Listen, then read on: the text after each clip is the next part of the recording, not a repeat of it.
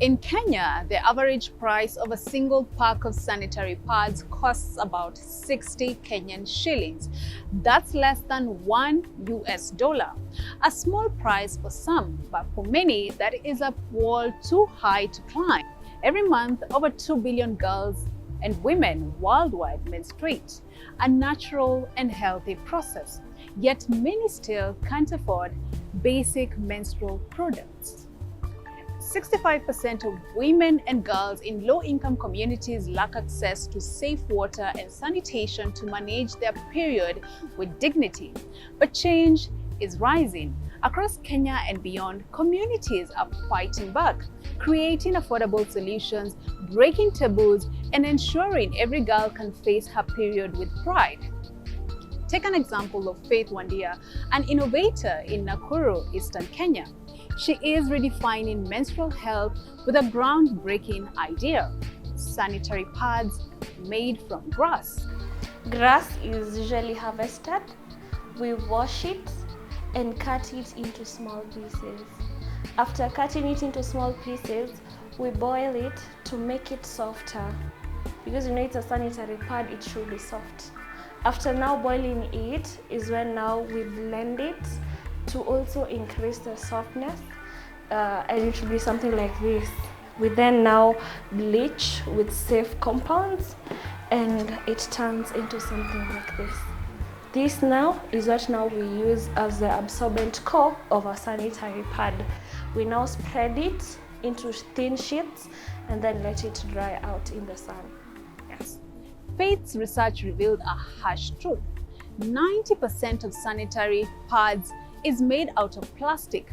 The plastic pad takes 500 to 800 years to decompose. Her grass-based pads tackle both period poverty and plastic pollution. I've conducted a thorough research in the market and I found out that the pads in the market, the top layer, they use something called non-woven polypropylene, that is a plastic. The absorbent core, they convert wood into cotton-like material and they use it as an absorbent part of a sanitary pad. And the bottom layer, they use something called polyethylene. In our sanitary pad, our product comprises of the following. The top layer, we use something called non-woven cotton, 100% cotton non-woven fabric. The absorbent core, we use grass fibers. And the bottom layer, we also use bioplastic made from grass.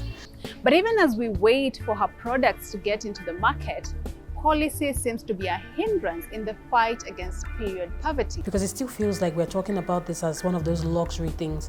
We need to see it as public health, it's human rights, it's fundamental to the development of girls, and that's the kind of conversation we need to start bringing into policies or into the parliament. In Kenya, the Basic Education Act of 2017 promises free pads in schools, yet slow implementation leaves gaps. Nigeria, Uganda, South Africa, Namibia, and Rwanda are among the countries that slashed taxes on menstrual products, joining global leaders like Canada, Australia, India, Colombia, and Mexico in dismantling tampon tax. Advocates like Lolo Cynthia are equally harnessing the power of social media to break taboos and demand change. But to what extent are their voices transforming lives? And we are using this platform to talk about what we have been going through in a way that allows other women to talk about it too, and also informs men, because most time we have conversations around menstruation and it feels like it's a woman problem. But no, men should be involved in it as well. Well, the scales are tipping, but the shadow of period poverty looms large. Can global efforts outpace the entrenched stigma silencing 50% of Kenyan girls and poverty locking 65% of women out of basic sanitation?